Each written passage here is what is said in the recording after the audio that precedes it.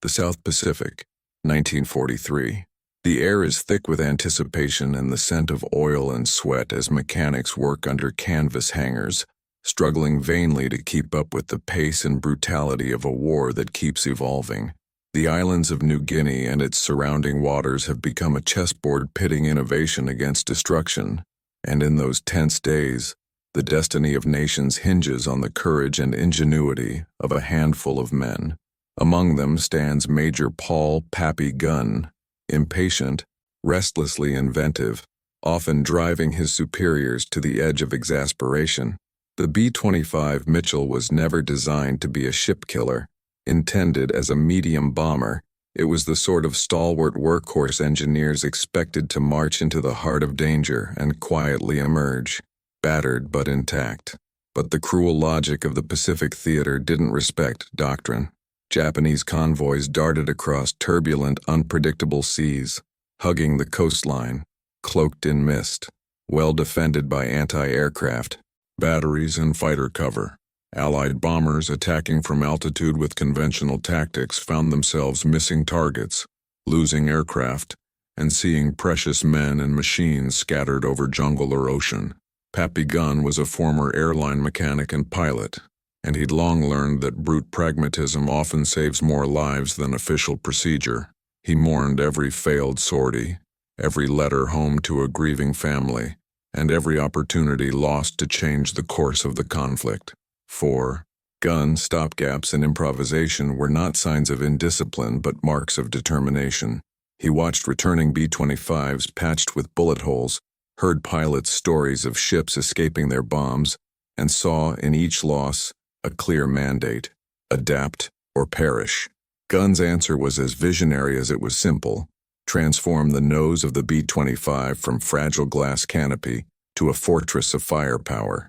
He tore out the bombardier's station, reinforcing the nose with homemade armor and mounting as many 50 caliber machine guns as physics and mechanical cunning allowed. What began as 4 guns became 6, then 8, each aimed dead ahead, allowing the B-25 to attack ships as if it were a giant, airborne shotgun. Engineers, both in the field and back in the United States, thought Gunn's idea was not just unlikely, but dangerous in the extreme. The recoil from so many guns firing simultaneously was sure to twist and tear the nose off. They warned that the weight was impractical, the balance compromised, the risks foolish.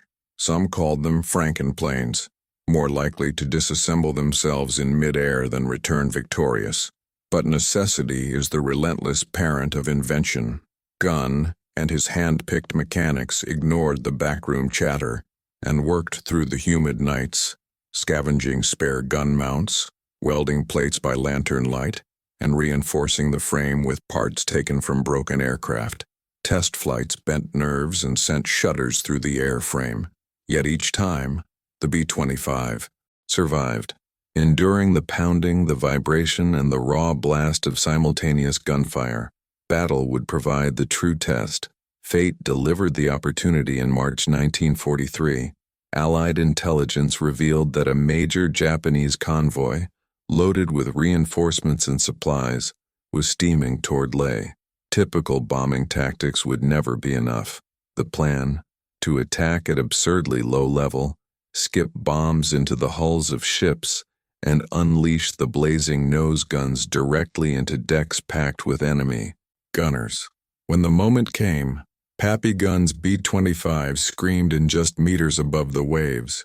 Their new metal noses bristled with guns, sending tracers tearing through the humid air, raking the decks of Japanese ships with lethal precision. Enemy crews rushed to their guns, but the incoming storm of lead often felled them before they could fire a shot. Bombardiers, now reimagined as gunners, aimed their weapons into the superstructure of transports and destroyers, striking fear and confusion in a fleet unused to such brazen attacks. For 3 days, waves of Allied aircraft led by the converted gunships pounded the convoy. The innovation proved decisive.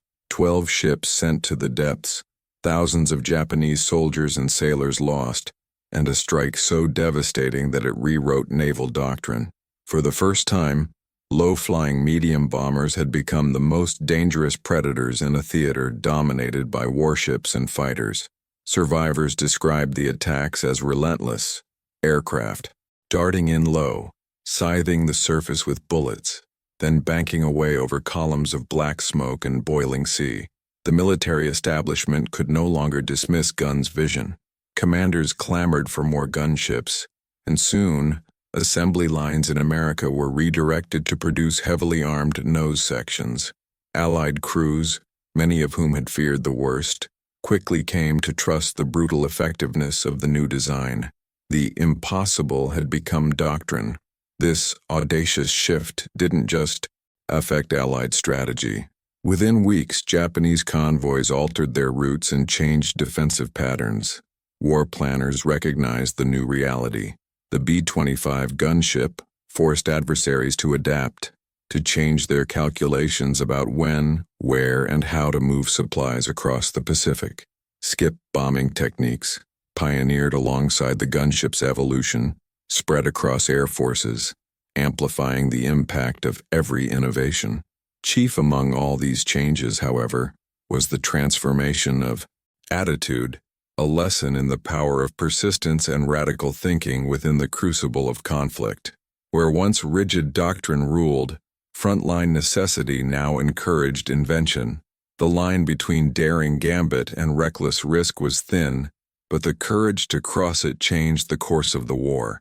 In the months that followed, the legend of the B-25 gunship and its creator grew. Technicians and pilots swapped stories of Gunn's relentless tinkering and ironclad principles. He became the figurehead for a new kind of warfare, one where bold ideas, born of frustration and desperation, triumphed through sheer determination. Gunn preferred to let results speak for themselves, working tirelessly on ever more effective modifications, often risking his own life in test flights. His reward was in the lives saved, the missions accomplished, and the respect of those who flew alongside him. Looking back, the legacy of Gunn and the B-25 gunship is not just counted in ships sunk or missions completed, but in the enduring principle that the status quo can and should be challenged. The transformation from impossible experiment to battle-proven symbol of power reshaped the very definition of air power in the Pacific. In that turbulent spring of 1943, on a stage littered with the debris of convention and the ghosts of lost causes, the gunship thundered into history, a relentless force of innovation, a monument to courage, and an enduring lesson that sometimes the most powerful weapon in war is the refusal to accept the word impossible.